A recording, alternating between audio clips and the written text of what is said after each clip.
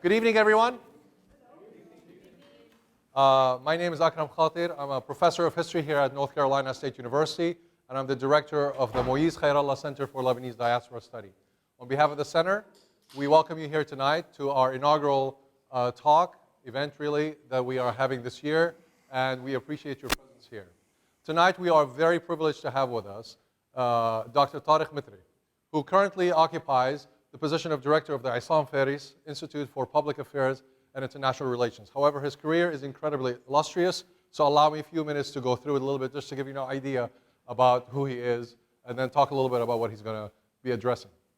So Dr. Tariq Mithri received his PhD in political science from Nanterre, which is a French university, after which he went back to Lebanon to teach in political science at the University of St. Joseph, which is a Jesuit university. After that, he went to Geneva for 12 years, I think it was, where he worked for the United Nations, as well as for the International Labour Organization, as well as for the World Council of Churches. Subsequently, he returned to Lebanon, where he occupied, at a total of 7 years, ministerial positions. He occupied the position, at one point or another that is, a Minister of Information, Minister of Culture, and Minister of Foreign Affairs in various governments within. And Dr. Mithri also, most recently, was United Nations envoy to Libya. So as you can see, his career is incredibly broad across the spectrum. And while he is intimately connected and knowledgeable about the politics of the Middle East in general and North Africa, tonight he's here to address a specific topic, and that is Lebanon as a country. And particularly the idea, the tension, if you will, between the concept of a national identity as well as sectarian divisions within Lebanon.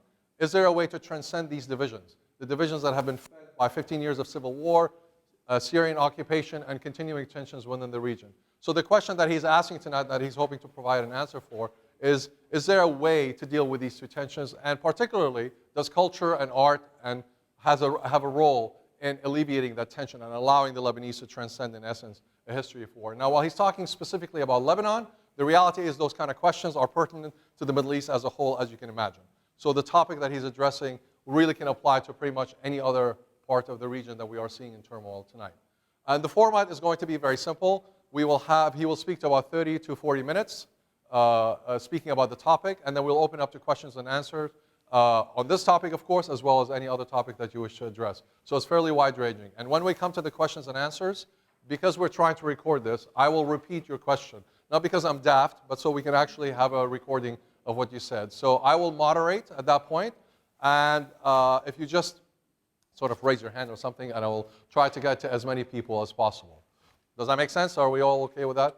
Okay. And so before I sit down and we listen to the lecture, I just also want to alert you that we will have 2 more events this semester that are open to the general public. One of them is a documentary filmmaker from Lebanon. Her name is Zina Dakash, who made a film about women prisoners in Lebanon. And she will be coming to screen this film as well as talk about the penal system in Lebanon. And in November, and this will take place October 19th. And by the way, if you go to our website, LebaneseStudies.ncsu.edu, you can find information about that. The second one is a screening of the new animated film by Salma Hayek. You may have heard of it, The Prophet, which is based on Gibran Khalil Gibran's very famous book. He was an early Lebanese-American author. And it will be screened here at the Witherspoon Cinema on Friday, November 13th. And again, information and details are available, and we would hope to see you there. And we will be having, for those of you who would be interested in getting on our newsletter, email list, I will be passing around a sign-up sheet.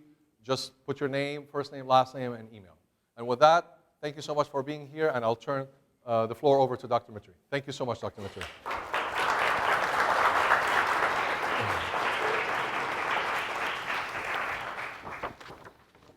Thank you so much, Professor Khatir, for the invitation, for your kind words. I'm very pleased indeed to be here this evening. And I've been asked to talk about Lebanon, about the tension we all live in Lebanon between being members of the national community, that is, between being Lebanese, and then our belonging to communities. that are inappropriately called in certain, even in Anglo-Saxon scholarship, sects. I don't think we're sects, we're religious communities. The word sect is, to me, is a bit derogatory. Sects are small groups that are, they split from major religious communities. In an American context, if you refer to sects, you know that you're talking about such groups. So I will not use the word sects nor sectarian. I would refer to communities and communal.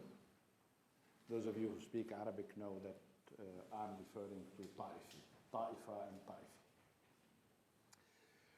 Ta'ifi. For more than 3 weeks, a movement of social protest, unprecedented in many ways, seems to gain momentum in Beirut.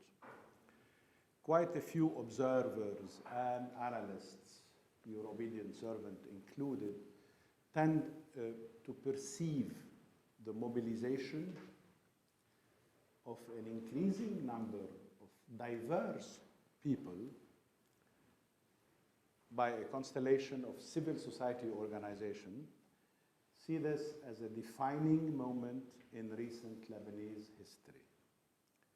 Young people and less young, or not so young, from different walks of life, took to the streets in order to express their discontent with the inability of the Lebanese government to resolve an acute problem of solid waste or garbage collection. The semi-improvised but active campaign was triggered by a blatant case of mismanagement and corruption. It was an issue-driven movement of social protest. It was about garbage, but it extended well beyond. The failure of the Lebanese government to provide basic services for citizens points to a systemic dysfunctionality. Our institutions are dysfunctional. You all know that we don't have a president. You all know that our parliament doesn't meet and work. You know that our government is paralyzed by vetoes and mutual vetoes, so cannot take any decisions. But this paralysis trickles down to many of our institutions. Hence, protestors, some of them are politicized, others are less politicized, called for changing the system. And their outcry revealed their contempt of Lebanon's political elite. Since the official end of Lebanon's succession of wars that we elegantly, euphemistically call the Civil War, and the subsequent reconstruction efforts, political representatives of various communities constituted the bulk of our political elite. They share power under Syrian tutelage and continue to share power after the Syrian troops withdrew from Lebanon in 2005. And they do so, they share power, according to a political constitutional arrangement reflecting partly the power relations that emerge from the succession of many wars. Those of you who know Lebanese cinema, I would encourage you to see the film of Maroun Baghdadi called Petite Guerre, Small Wars.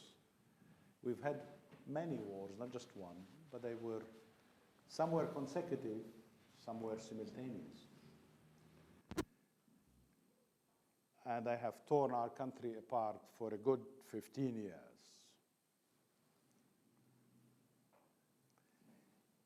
Now, the political elite, as they were trying to rebuild the country, they were, let's say, united in their will to rebuild the country. They were divided in sharing the spoils of its relatively meager resources. That is one of the paradoxes that add to a list of paradoxes that have characterized Lebanon since, modern Lebanon since its creation.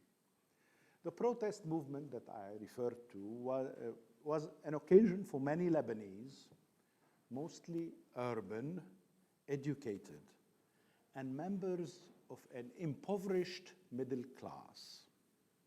It was an occasion for them to affirm themselves not as Sunnis, not as Shiites, not as Christians, but as citizens,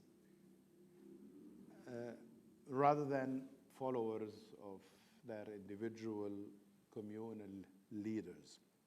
And this affirmation, if durable, we don't know, could augur a new political and cultural dynamics in the country, and may be remembered, therefore, as a defining moment. Could. Be that as it may, a citizen opposition to the Lebanese system, marked by communalist or sectarian, if you so wish, competition, mutual fears, power sharing, and an avowed collective will to maintain the unity of the country, this opposition falls short of asserting itself as a political alternative. It's an expression of discontent, but it doesn't offer an alternative. Concomitant to the largely peaceful demonstrations and sit-ins in Lebanon's capital, Beirut, there were two massive demonstrations organized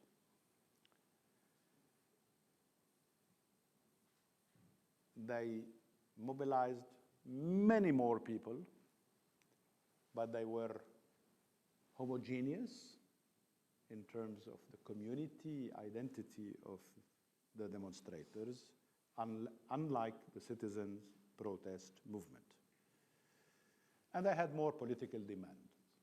One major demonstration was Shiite in Tyre, in southern Lebanon, and the other was Christian in the streets of Beirut. So those two communally homogeneous demonstrations with a massive following have overshadowed that citizen opposition as it manifested in the social protest movement triggered by the garbage collection crisis, and seem to point to the fact that the system, the communal system, the sectarian system, if you want, is strong enough to mobilize many more people than those who are discontent with the dysfunctionality of our system and who would like to assert themselves as citizens and not as members of communities.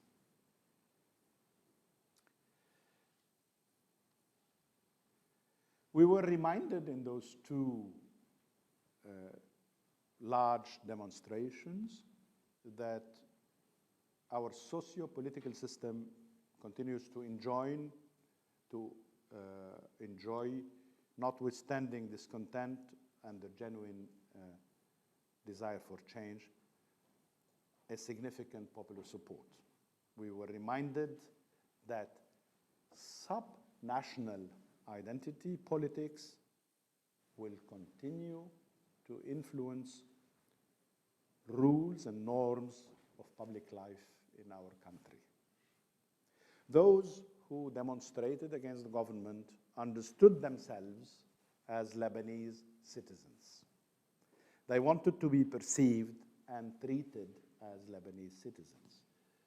But those who followed the calls of their political and communal leaders signaled that their loyalty to their particular community is stronger than their adherence to the nation. At best, they seem to try to hold those two identities together in harmony, they say, in tension most often. This duality of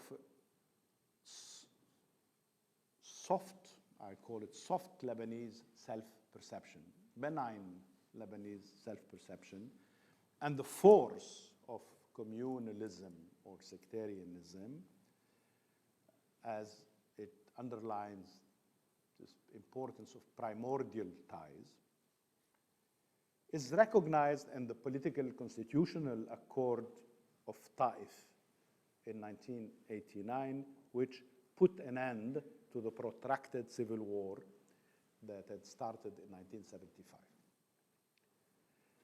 Another defining moment, the end of the civil war. The new constitution that was agreed upon following this national accord of Taif. Taif is a city in Saudi Arabia where Lebanese parliamentarians meet and met and brokered an agreement. So this new constitution refers to Lebanese citizens. This is the first time in our constitutional history that we are referred to as citizens. We used to be called Lebanese. Previous constitutions referred to us as Lebanese. Now this one refers to us as citizens. Quite a progress, I believe. We are defined as individual citizens that are supposed to be equal in rights and obligations. But we are also recognized by this constitution as members of communities. We're not stand-alone, so to speak, individual citizens. Being members of a community is constitutive of our social and political being. Political representation, as entailed by this double recognition, is to be secured through a bicameral system.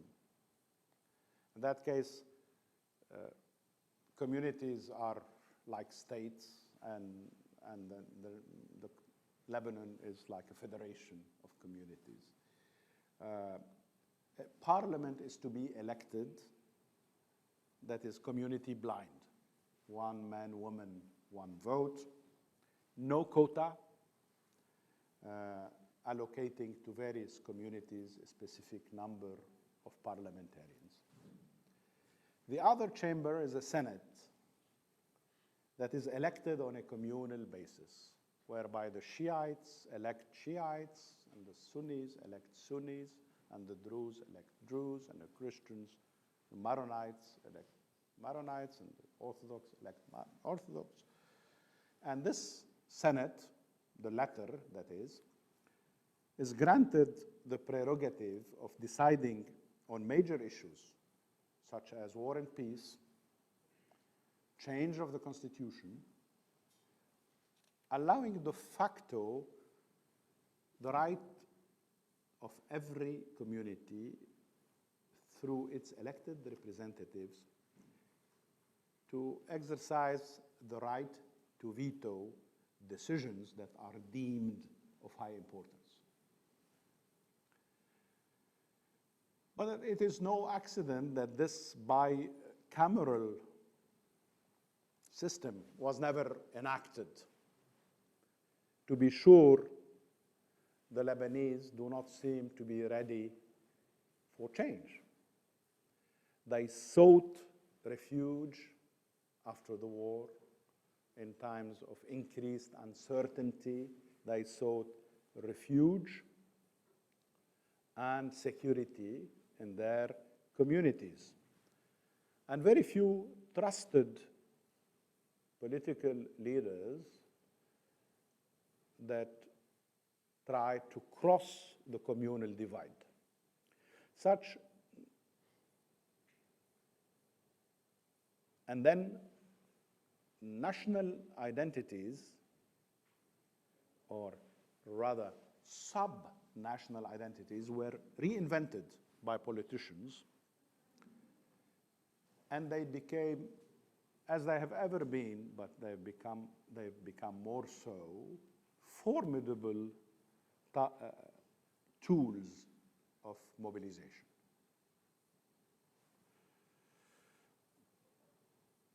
But there was, however, a remarkable exception, thought by many to be a third defining moment.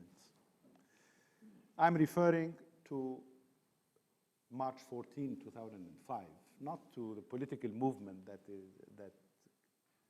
calls itself March 14, but to the day of March 14, 2005. Following the assassination of Prime Minister Rafiq Hariri, considerable numbers of Lebanese demonstrated peacefully, mourning the loss of an eminent political figure who masterminded the reconstruction. But the more people gathered in those streets on that, in 2005, in a way never seen before, except in Ukraine or in Georgia, the more people there were in the streets, the more the demonstrators called for the withdrawal of Syrian troops from Lebanon and called for an end to the Syrian tutelage over the country. Demonstrators asserted themselves as Lebanese. Many people believed that a renewed Lebanese identity was born, comparable, mutatis mutandis, to the national self-understanding that the Lebanese had during the struggle, quote unquote, for independence. Though what we could describe as an acceleration of history, previous conflicts over identity and loyalty were superseded. It was too good to be true. Those who saw themselves as the custodians of the specificity of Lebanon, what makes Lebanon particular, that is, the Christians, they saw it in the past at the exclusion of others. On that day, they embraced an inclusive Lebanese identity. Those Muslims whose belonging to the Arab or Muslim Ummah nation was primordial, those very people expressed on that day, March 14, 2005, loud and clear their identity as Lebanese, first and foremost. So March 14th was 2005 was a moment for reconciling multiple identities. But alas, it was short-lived. To be more precise, the transformative effect of this defining moment was not as deep and long-lasting as promised or hoped. In other words, the political and juridical system of Lebanon and its main structures is proven to be powerfully resistant to change. The emergence of genuine citizenship is intimately related to the state building. In Lebanon, we have had, continue to have, a weak state and a strong political system. A weak state and a strong political system. And in this sense, Lebanon is sui generis. There is hardly any country that has a weak state and a strong political system. The state is often subdued to the political will and interests of communities and their representatives. The distinction between a state that transcends societal divisions and political power, that consecrates them, exacerbates them, or manages them. Those who control power in Lebanon have a sense of entitlement in relation to the state, a sense of ownership, rather than having a state that is for all. Political leaders have a sense of ownership. The state is, the demonstrators of last week were most upset with the Minister of Environment because he referred to the Ministry of Environment as my ministry. It was a slip of the tongue, it was a lapsus, but revealing my ministry. Again, the political class has a sense of entitlement. The state is theirs.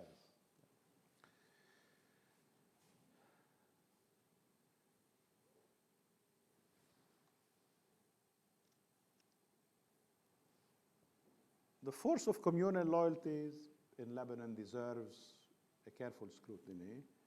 I don't think I have time to go into that in depth. I will start cutting on the rest of my lecture. The history or histories of Lebanon provide a partial understanding of the determinants at play. Communal identities combine historical memories and symbolic resources. They are strengthened in times of pressure. And Lebanon has hardly known times of tranquility in its recent history. So the more there are pressure, the more those communal identities are strengthened. The strength of the bond that ties a religious community is determined by a long-term tendency to seek comfort and security in abiding by traditional collective customs. It has a protective function against abrupt and risky change. In my humble view, this is where the strength of the system is. Let me skip a couple of pages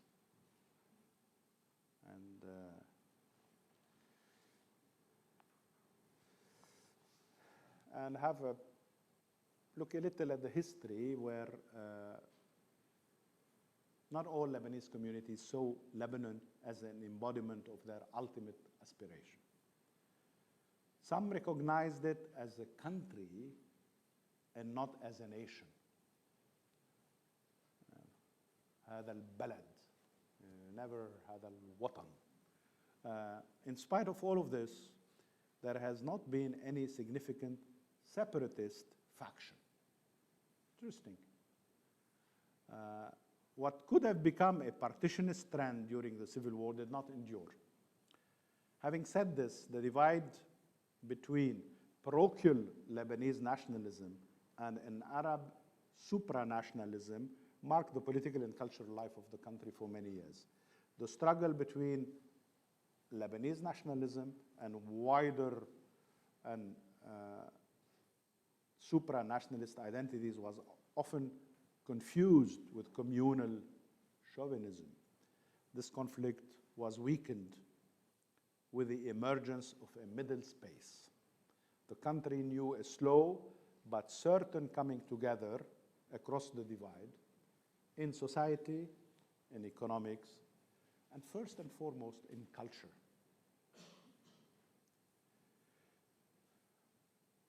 Less so in politics. The war showed that the results were, however, meager in the face of divisive forces. Today, some of the lessons of division are learned, but Lebanon continues to be fragmented and identities injured. There are many other issues involved in our reflection on the relationship between culture and citizenship. And this is, oh my goodness, this is where I would try to end.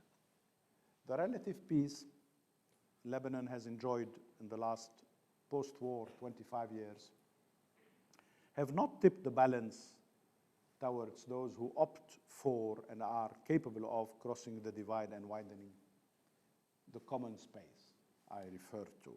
There was a time where it was believed that agreeing on a single narrative of the war is a condition for a genuine reconciliation.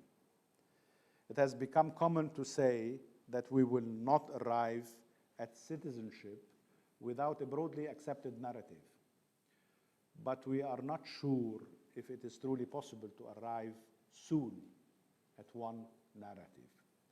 We have different stories about what has happened to us, and I think we will continue to have different stories for a good while.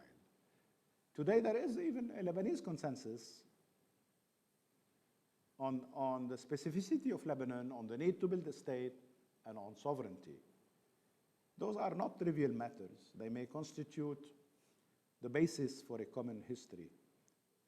Lebanon's identity has always been bound up with contradictions as it belongs both to the Arab-Muslim world and to the modern world, led by Western countries. This composite nature does not condemn us to a permanent impasse. It is possible to rationalize our struggles and revive the utopia. I mean by utopia, the principle of hope, energizing principle of hope, of seeking the best of two worlds. I'm not repeating this empty rhetoric about East and West that meet in Lebanon. That's not what I meant. But our cultural production, I think, could be the metaphor for this attempt to have the best of two worlds. It's a metaphor of what the country as a whole could become. Has not yet become, but could become. Of course, it involves living with contradictions, with inconsistencies, admitting that there is a creative tension. Without a creative tension, there is no culture. Culture is born out of tension. But it's a creative tension that is fertile, that may lead to the discovery of similarities and intersections between our different stories or histories, if you so wish, and consequently between our forward-looking visions. Kamal Salibi, one of our best historians, tried in his earlier days to write the history of modern Lebanon. Later in his life, he regretted having done that, and he offered a critical study of different views of Lebanese history. He turned the page of his former apology of Lebanese nationalism and reconsidered Lebanese history as a plurality of histories And he entitled his book, using the biblical metaphor, A House of Many Mansions. A house of many mansions. Now, we live in an age of cultural uniformization. There is an undeniable quest for identity and distinction, however. Global culture, that of entertainment in particular, and it's invasive in Lebanon more than anywhere else, perhaps. This culture reduces our differences, but it does so superficially because young people look alike, they increasingly look alike, dress alike, speak alike, sing alike, marry alike. But the more they look alike, the more they would like to think of themselves as different. And the smaller is the difference, the more significance is attached to it. To use a Freudian language, this is the narcissism of minor difference. Consumerism makes young Lebanese look alike. It's insightfully analyzed by Samir Khalaf, a Lebanese sociologist who wrote a book called Lebanon Adrift. He was in a black mood when he wrote this book, which shows the corruptive and corrosive effects of cultural uniformization through consumerism. If what makes the Lebanese is the adherence to this religion of consumerism, then better go back to our primordial ties. The transformation of Lebanon from a battleground to a playground, these are the expressions of Samir, filled with evanescent pleasures, did not, in his view, put an end to the consequences of the civil war. The sense of communal difference that plights the country remains strong, with the commodification of religious faith on one hand, and the search for comfort and security in communities on the other. A colleague wrote another book called Leisurely Islam, and she pursues the same argument as Samir Khalaf in his book Lebanon Adrift, by showing that there is a mimetic effect. She studied cafes in southeastern suburb of Beirut, what is believed to be the stronghold of Hezbollah, where Hezbollah exercises control, not just military and political, but control over the lives of people. And she studied the way cafes are and found out that they're exactly similar to cafes elsewhere. Of course, they have a minor difference. They don't, minor, you may call it major, they don't serve alcohol. But then everything else is identical. The rituals of going to a cafe and partaking in the communion of being together in a cafe is the same. It remains to be said that, I don't want to use the high culture, but let me use it once at least. That is what refers to literature, music, theater, cinema, and figurative art in Lebanon is vibrant. And much of those activities in this vibrant life transcend communal barriers. Much of their content is a critique of communal fanaticism. There is hardly any significant piece of literature that has an apology of communal fanaticism, quite the contrary. Music, as you know, travels extremely well across communities and nations and what have you. And so other arts. To be sure,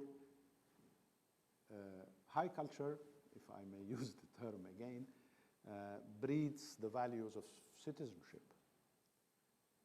As they compete with globalized entertainment, with what we see on television.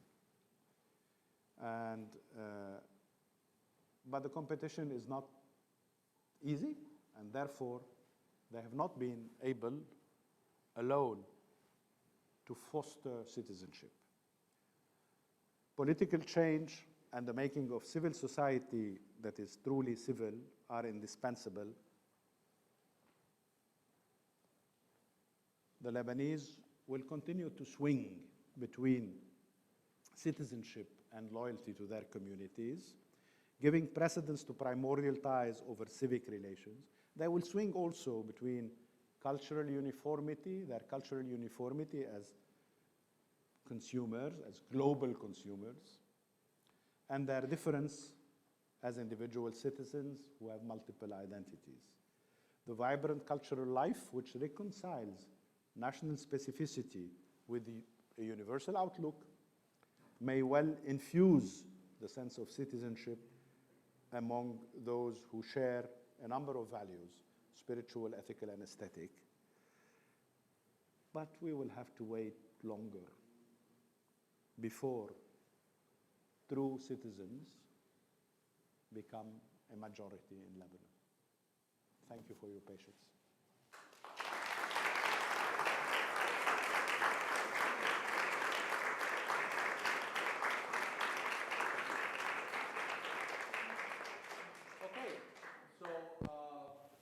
We'll open it up for questions. And I just want to add that some of your questions, some of you may be very familiar with Lebanon, obviously, especially if you're from there. Some of you may not. So Dr. Mitri sometimes may have referred to some things that you just want clarifications. Please, you can ask very straightforward questions if some things are not clear, or we can talk about some of the themes that he brought up. So raise your hand and I'll call on you. Yes, please.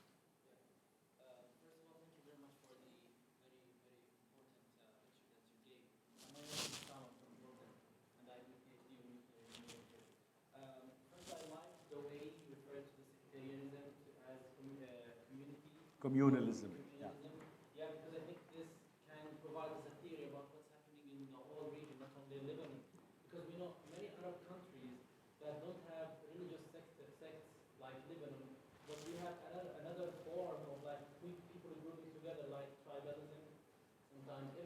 Sometimes like in Syria, we have geographical sects where people like in the north or in the south, they consider themselves different identities. But my question, do you think what applies to Lebanon applies to the other Arab countries in the eastern part of the Arab state, or what we call it the Mashriq al-Arabi? Do you think we have the same problem if we think about ourselves as having different communities?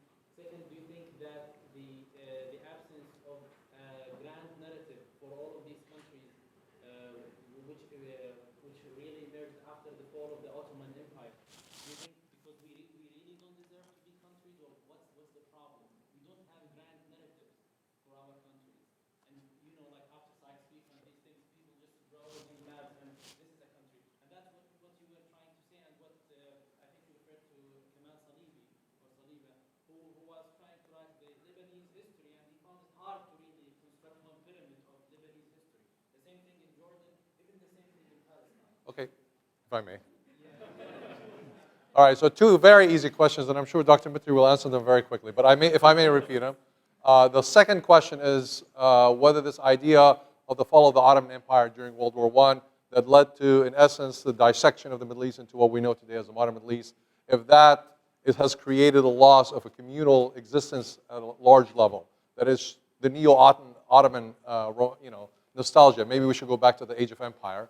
And the first one is this narrative about what we heard Dr. Mitri describing about Lebanon, this inability, the tension between communal identity and national identity is something that applies to other countries in the Middle East. And now I will turn it over to Dr. Mitri. Yeah, I think thank you for the questions and for suggesting that my use of the word communal is meaningful and helpful, not just in trying to understand Lebanon, but other countries as well.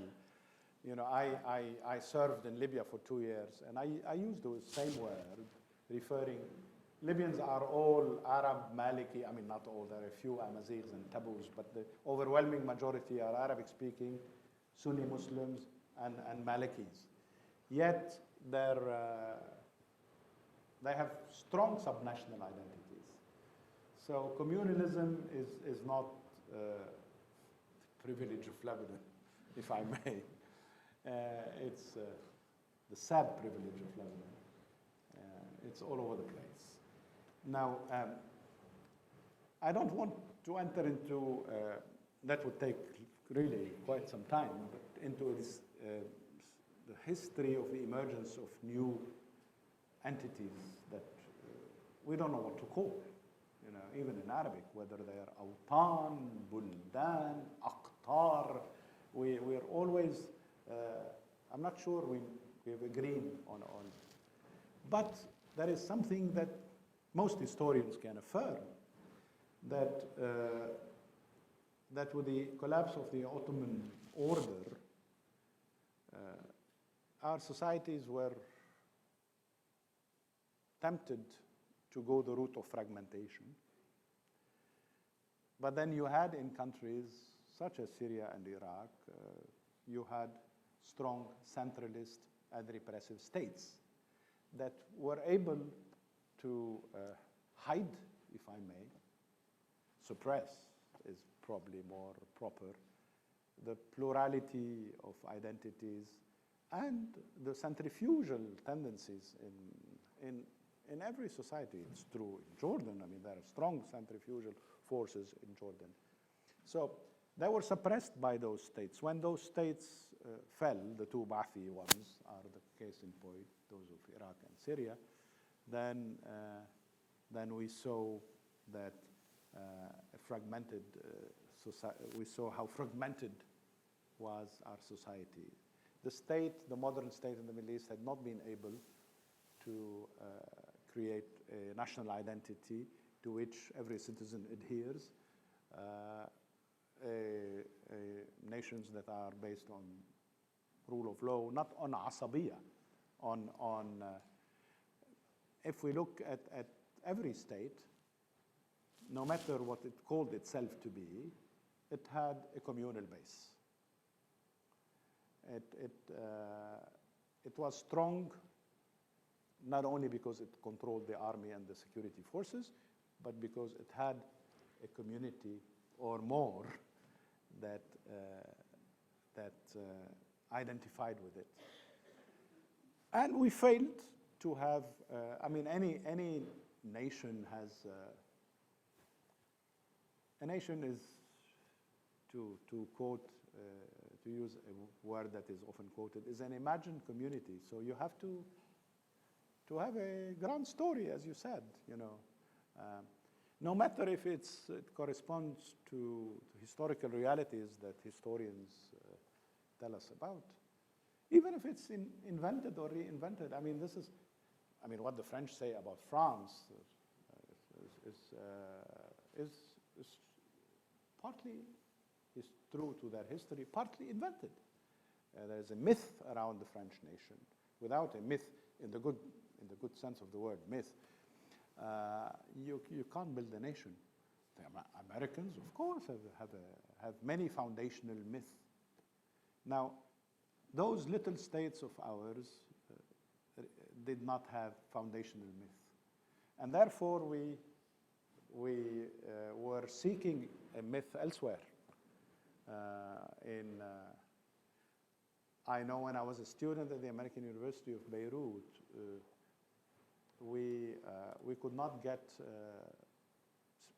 enough students to carry the Lebanese flag. I mean, we were attached more to the myth of a united Arab nation than to that of Lebanon. There was never enough strength in what you may call the Lebanon's identity in the eyes of many Lebanese. And I think now we're more at peace with this. I don't think we want a myth, a foundational myth. All we want is live in a country where there is a state that provides services to its people and a country where there is a rule of law. I'm far less interested by the identity of Lebanon, more interested in the ability of the Lebanese to abide by the rule of law. And that is true of Syria, of Jordan, of Egypt, and of Libya, a country that I served and I saw descending into chaos. Well, those of you who've ever driven in the Middle East, you understand the idea of abiding by the rules, why we like it so much. Because it's like bumper cars on steroids. Let's see, questions? Yes? You implied that corruption had something to do with the corruption of garbage. How is that possible? Is that the result of the lack of law, a lack of tax money? Is it a lack of leadership? What's causing such a horrible thing? So the question, if I may, the question is what is the link between corruption and the lack of garbage collection in Lebanon, or the mountains of garbage that we have? Please go ahead. It's a long story, but garbage collection in Lebanon has been privatized for very complicated reasons. And those who had the contract to collect, sort, compost, and dump the remains of the garbage in landfills, in order to be able to get their contract renewed every year, they had to bribe a number of politicians. And but they did it in such a way that everybody has his or her share, and it was possible to move on from year to another. Now, something happened. I wouldn't be able to tell you in a few minutes the full details, and that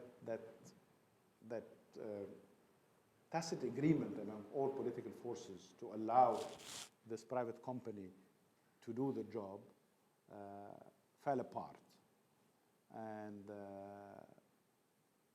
this is how the crisis started. And then they called for new bid so that other companies would come. But then at that time, many Lebanese had no trust in the bidding process. And so much so that the government had to cancel the bidding process. So those who used to collect the garbage had their contract terminated, and those who were supposed to start doing it were not adjudicated. So we were left in between with the garbage in the streets. So that's in a nutshell what the crisis is. And it's not just about corruption. It's about inefficiency. It's about our inability to have a long-term strategy for solid waste processing, and it's about our inability to empower municipalities, local governance structures to manage garbage, rather than have a centralized operation that is privatized. And as you seem to imply, it really is reflecting in other aspects of life also, this inability to have a rule and a law that is followed by the people, which is really amazing to a person who's not a Lebanese, that you don't stop at the red light, you don't follow the rules. And citizenship is taught at a very early age to Lebanon in this country. Is there any attempt to do something? Oh yeah. I mean, I tried. That's not where the deficit is. I mean, we teach citizenship, we infuse the values. That's easy. That's not a problem. No, and my main argument was that we have a political system that does not allow the values of citizenship to become the primary determinant of citizen behavior. You have always, every citizen has a plan B. And the plan B is to seek refuge and protection from your community. You know, I was minister. Whenever I quote, take the example of corruption. When I quote a civil servant with responsible of corruption, and then I wanted to take disciplinary measures, then this person would go to the leaders of his community, his or her community, and say, Minister so-and-so is after me because I belong to another religious community than his. So religious communal identities becomes a protection, a shield that protects corruption. That's, in my view, my humble view, this is where the problem is, not in citizen education. We have produced tons of books on citizen education. A question back there? Yes. Sorry, I came in late. Thank you for coming. This maybe like more of a personal question. Just curious. I know from being a citizen here, like what I envision or what I hope for my country to become in the future, long time down the road. What do you hope Lebanon? So the question is, what Dr. Mitri hopes for Lebanon beyond less traffic? Traffic is not a major problem for me. I can live with traffic jams. You know, you would be surprised. My hope is normalcy. To have a normal country. Normal. Not a great country, normal. Just normal. Now, I shouldn't leave you with a dark picture of Lebanon. I was interviewed recently with Lorient Le Jour, and they asked me, Lebanon for you in 2 words. And I said, fragile but resilient. I think many countries that have known half, proportionally half of what Lebanon has had in its recent history would have disappeared from the world map. Lebanon did not disappear and will not. It's been quite resilient, in spite of everything I said. Resilient because there are many Lebanese, maybe they're not the majority, but there are many, many Lebanese that are resilient. They're successful not only when they come to America, but when they stay in Lebanon. We have great people in Lebanon, great individuals perhaps, but I think thanks to them, this country has survived and will, I'm convinced, will survive. I spoke about those who are into the production of culture. They are the dearest to my heart, artists and authors and musicians. And they are legion in Lebanon. I mean, we have a very high per capita number of artists. But also I think of medical doctors and priests and nuns and sheikhs and educators and engineers that are remarkable.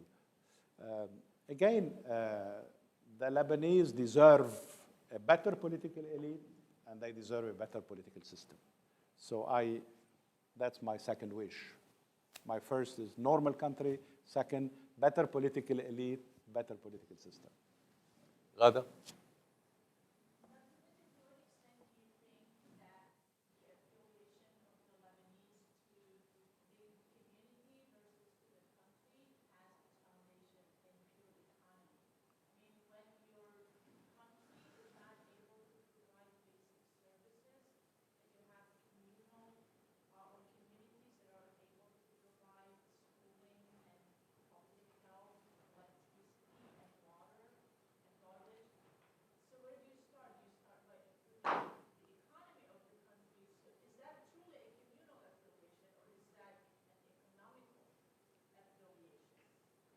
So the question is whether this communal sense of identity drives from self-interest purely on the basis of financial or economic. The idea that if the government has failed to provide you with the services that you need for yourself and your family, school, water, electricity, telephone, what have you, then you turn to your community and they can provide it. Is that, how do you then move from the community level to the national level without fixing the economy first. Yeah, I think what you're saying is true as an observation, that there is a correlation between the fact that the state is weak and community institutions are relatively strong compared. And then when people given a choice, they prefer to send their kids to private schools rather than to public schools, to take the example, to private hospitals rather than to public hospitals, and so on and so forth. Now, whether communalism is about economics, no. I think communalism is political and ideological. And then those institutions that provide services come to sustain that system. Historically, they were developed later, with the exception of missionary social. There is a book by a professor from Harvard, an American professor, who seems to know Lebanon pretty well. Kamet, her name is Kamet. Does the name ring any bell? Yeah. She wrote a book called Compassionate Sectarianism. The idea is to suggest that for the first time in Lebanon, philanthropy has become communalized. I belong to a generation, I'm a Christian, and my generation, Christian philanthropic organizations served everyone. They made no distinction between Christian and Muslim. It's only now that Christians serve Christians, Muslims serve Muslims, Druze serve Druze, and so on. The communalization of philanthropy and then, social services and so on is relatively recent. What I'm trying to say is that it's first and foremost, communalism is political, and then it produces an ideology and creates communal institutions that sustain this belonging. Of course, there are people, some staunch secularists, who say the root of the problem is not there. The root of the problem is in family law, because family law is under the control of communities, and therefore, you marry, divorce, adopt, and die in your community. And the seeds of this division, this is where you find them. Of course, these are reminiscent of the Ottoman millet system. So you have to go back centuries in history to look for the roots of the present communal political system. Yes. Please mention that politicians have a sense of entitlement to whatever it is that belongs to Lebanon as a country. But why do they have that sense of entitlement, and what does it have to do with communal differences? That's my first question. And then my second question is that culture continuously changes all the time, and right now, due to technology and the internet, we have an unprecedented rate of cultural change. What do you see? How do you view Lebanese culture? What do you view it manifesting as in the coming 10 to 15 years? So 2 questions. The first one is about the political elites in Lebanon, and from where do they derive the sense of entitlement? That is, that the state belongs to them rather than as particular members of a community, rather than to the citizenry as a whole. And the second part is, with the increasing rate of change in global culture and exchange and communications, where does Dr. Mitri see Lebanese culture moving to, and how is that transformation going to affect Lebanese society? On your first question, I'm going to give you a Libyan example, and then you would understand why.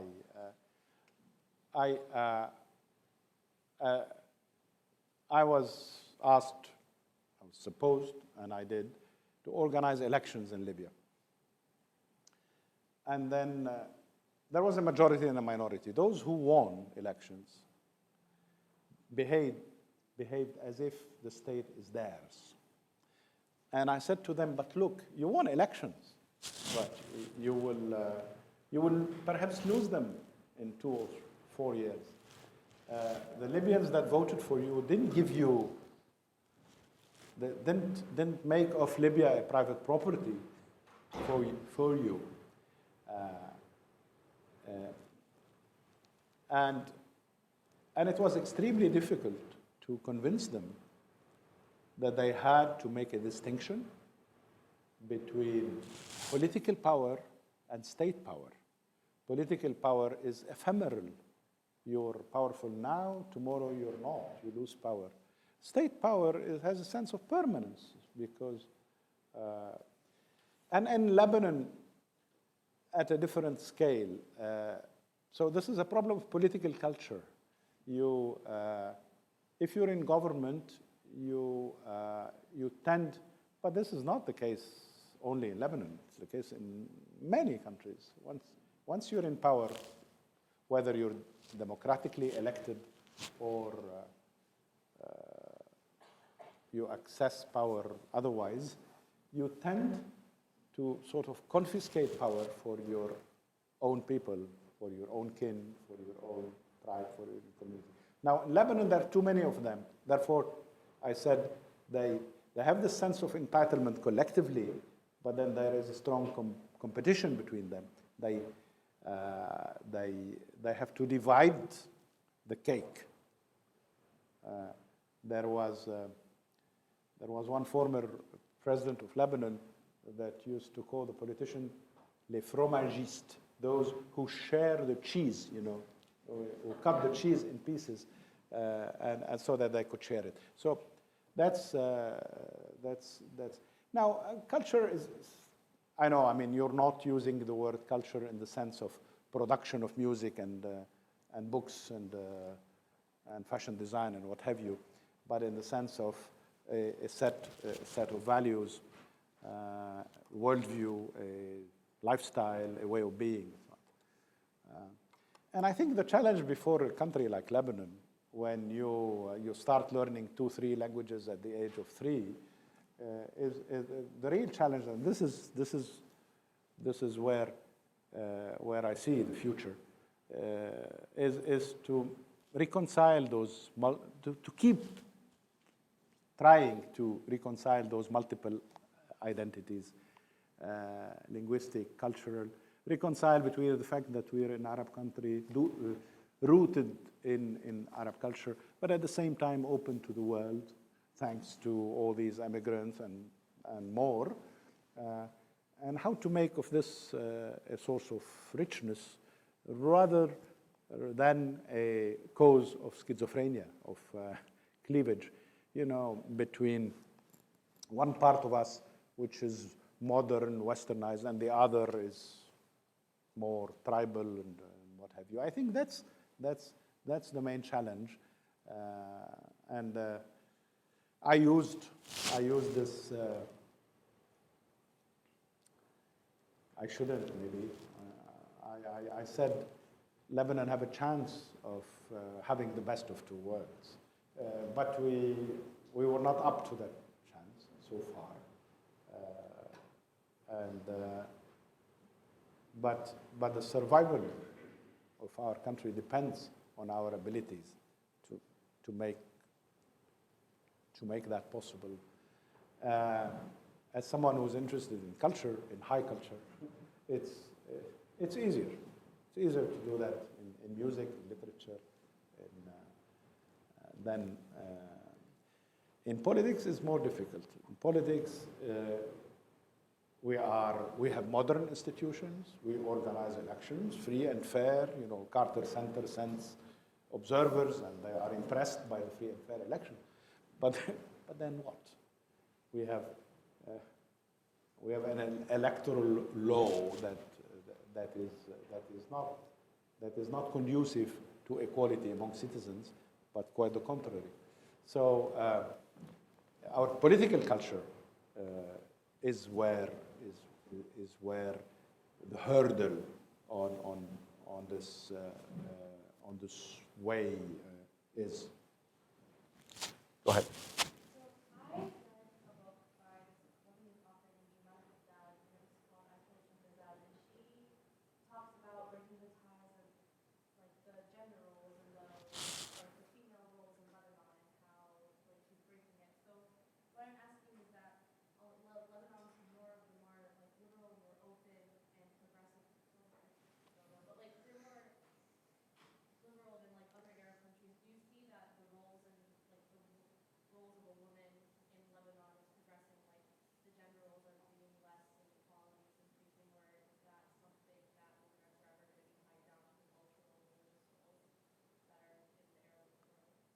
So the question is about the transformation in the role and position of women within Lebanese society and gender relations, and whether we are seeing a change in that role, because Lebanon tends to be seen generally in the region as more liberal in many ways than its surrounding neighbors. And so the question is there that transformation happen? And is that possibly leading to, I assume, a different type of citizenship as well, with a gender inflection? Yes, she was referring to an author called Jumana Hadar, who's a very daring author. And of course, she and others criticized patriarchal society. That she has good reasons to do that. But often when she writes, and I know her very well, and I think she writes more about the Arab world than about Lebanon. She's to the extent that Lebanon is part of the Arab world, and so Lebanon is, then she writes what she writes. But I think Lebanon has gone a long way in the last 40 or 50 years along the route of women empowerment and changing gender relations. The only problem is, again, the political elite. Women are underrepresented, dramatically underrepresented in the political elite. Everywhere else, they're doing pretty well. Pretty well. In education, in business, in almost every profession. I mean, engineering, there are women engineers, women entrepreneurs. They assert themselves as free citizens. Women's issues are part of the public debate, and there are many feminist organizations that are very assertive. Where we have not progressed is at the level of political participation and about promotion of women's roles in political life. We had a debate, a very difficult debate. I'm in favor of women's quota in politics. Let's not discuss this now. It takes hours of discussion. But, some of us in government were in favor of quota, of women's quota, and many feminist organizations were opposed to us. They said, no, we want to have a say in political life by our own means through meritocracy. But in politics, we learn from Scandinavian countries, we learn from France, we learn from many countries. There is a moment where you need to induce that process, and quota system does. But that's a long debate. Yes. I'd just like to say thank you for bringing your good knowledge to us. And my question would be, going to privatization and corruption. Okay. Corruption in our country, I'm a United States citizen, state of North Carolina, Harlan County. But the communities, then the state, and then the federal, and corruption across the whole board, I see that here. So in Lebanon, it may be different segments on the scale of 1 to 10 for each of us at any time. But I feel that we are united when it comes to the word corruption and how to deal with it. And I think when we become one people and the people for the people is when we will all come to the terms of global coming together and living in peace. But the thing that I want to ask the congregation, do you think that has done Lebanon any good? Because us in America, particularly in the medical profession, seem to be prone to the privatization. And the people really here don't have much say. It's just behind closed doors, we will privatize. So my question is, who's going to collect from?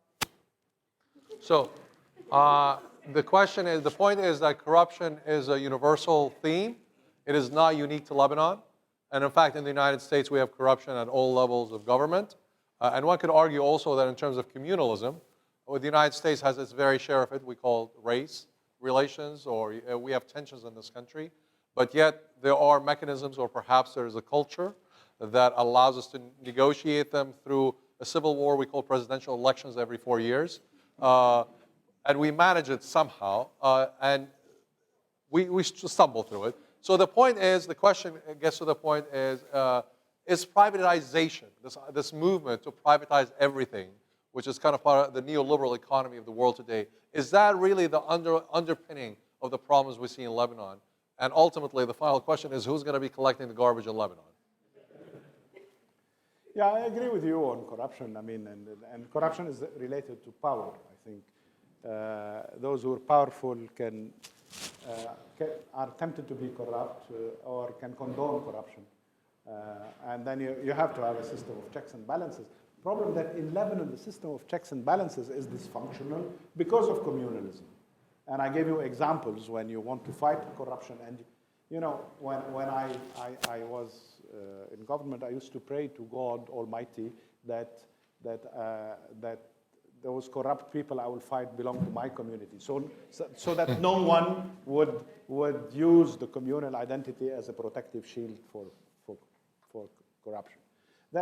Now, whether privatized or not, I mean, it's not a question of neoliberal doctrine. I know some colleagues at the university, you know, where I work now, write, you know, articles against neoliberal and you're privatizing everything. I think we're privatizing. We're a country where the Lebanese are entrepreneurial. The Lebanese are very successful in their private business. And where the state is weak and has been, I mean, this is a fact. I'm not, it should be otherwise, but state is weak, has not been able to deliver the services in an efficient manner, while the Lebanese, as individuals or small groups of Lebanese, are far more equipped and talented in running their affairs. So if you have a good system that controls, a good procurement system, a good bidding system, that you control private companies as they provide the services, pourquoi pas? But as an ideological position, mine was, and many others, we had hoped to develop what is called a PPP, sort of public-private partnership,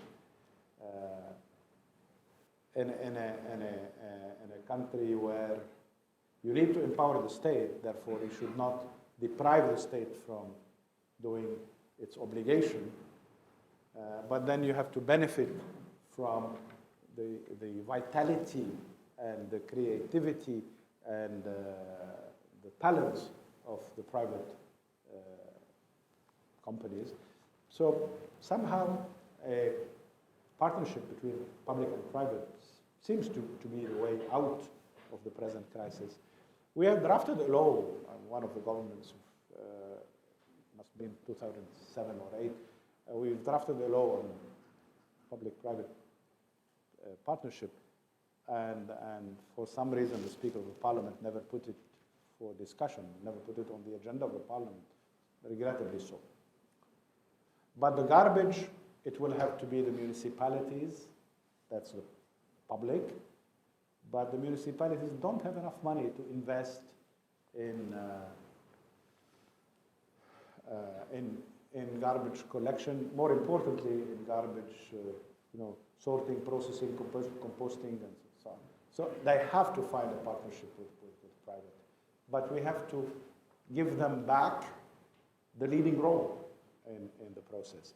Because it is, for private citizens, it's, you can hold your municipality accountable by not re-electing them 2 years from now. It's more difficult to hold a company accountable. Last question, Lumi. Thank you. First, let me start by saying thank you for being here. Brings a good old memory back. And thank you, Akram. question consists of two parts. First, let me say also thank you for serving in Lebanon among a bunch of crooks in the political system. My question, A, how did you survive that? How big of a struggle was it for you, knowing your background, knowing that we grew up in the same Same neighborhood, yes. right? How did you survive and how big of a struggle that was? Second question is, do you foresee any hope for someone like you, like Akram, like those good, nice figures that we have outside of Lebanon, going back and trying to fix that political system that we have in Lebanon right now? So if I may repeat the question, first of all, I did give Dulmit $20 to ask the last question about how good I am here. Thanks so much, Dulmit. Well done. The question is, A, how do you survive a corrupt political system when you're trying to be a person of integrity and who's working for the country rather than for yourself or just for the community? So that's question A.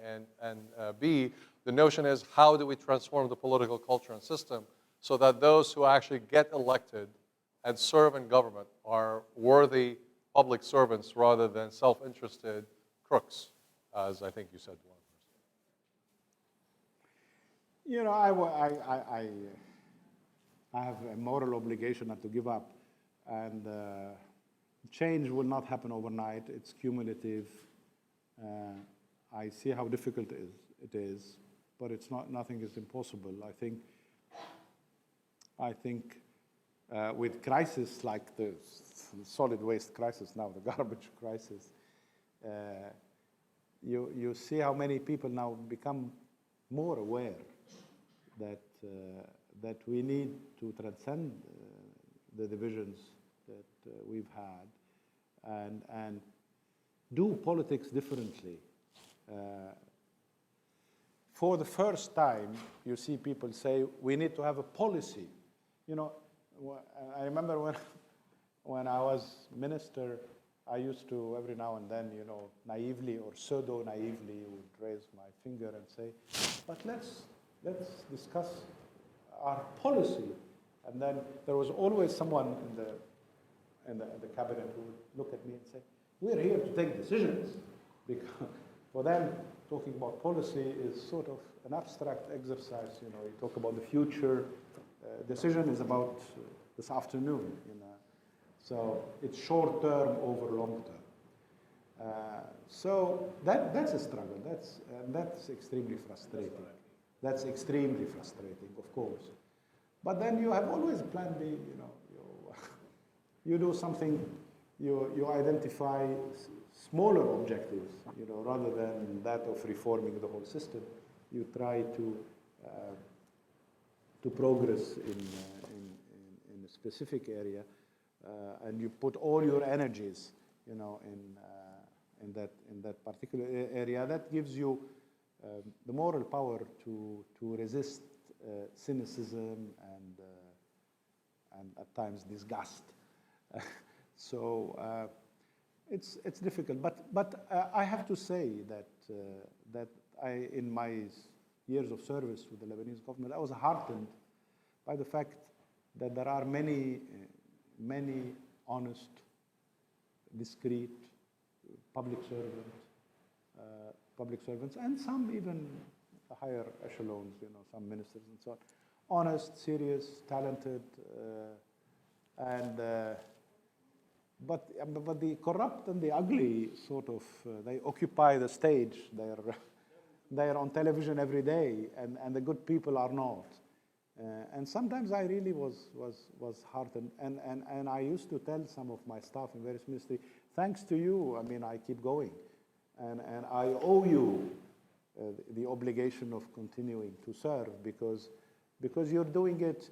You have small salaries. You're left alone. You have no protection, nothing. Yet you do what you think is your duty, and there is nothing like this. Nothing that heartens you like, you know, seeing people doing their duty in spite of everything, against all odds. And there are people like this in Lebanon, and I'm proud to be a servant of these people and to be with them. Yeah. And with that, we conclude the evening. Brilliant.